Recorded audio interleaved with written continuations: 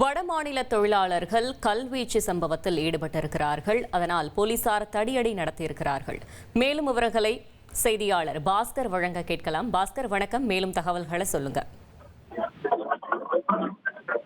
திருவள்ளூர் மாவட்டம் மீஞ்சூர் அடுத்த காட்டுப்பகுதியில் இயங்கி வரும் LNT கப்பல் கட்டும் நிறுவனத்தில் ஒப்பந்த தொழிலாளராக உத்தரப்பிரதேசத்தை சேர்ந்த அமரேஷ் பிரசாத் என்பவர் வேலை பார்த்து வந்துள்ளார்.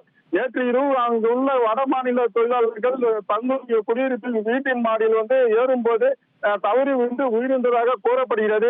சடலத்தை மீட்ட காட்டூர் காவல்துறையினர் உடற்கூறு ஆய்வுக்காக சென்னை அரசு ஸ்டான்லி மருத்துவமனைக்கு அனுப்பி வைத்து விசாரணை நடத்தி வருகின்றனர்.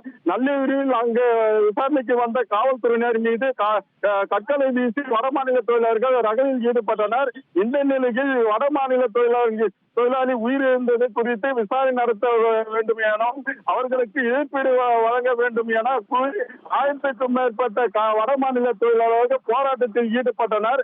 இதனால் பதட்டம் அடைந்த ஏற்பட்டதால் பாதுகாப்புக்காக 100க்கும் மேற்பட்ட காவல்துறையினர் குவிக்கப்பட்டுள்ளனர்.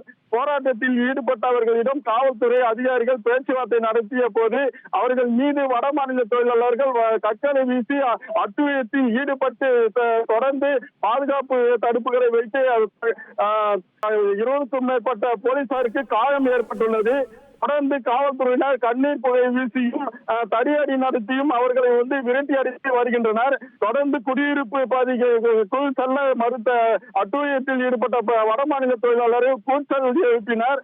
அட்டூழியத்தில் ஈடுபட்ட வடமாநில தொழிலாளர்களை குடியிருப்பில் விரட்டி அடித்த காவல்துறையினர் 50க்கும் மேற்பட்டோரை பிடித்து கைது செய்து விசாரணை செய்து வருகின்றனர். தொடர்ந்து காவல்துறையினர் குவிக்கப்பட்டதால் பதட்டம் சூழல் நிலவி வருகிறது. இதில் 120க்கும் மேற்பட்ட போலீஸ் காயமடைந்துள்ளனர்.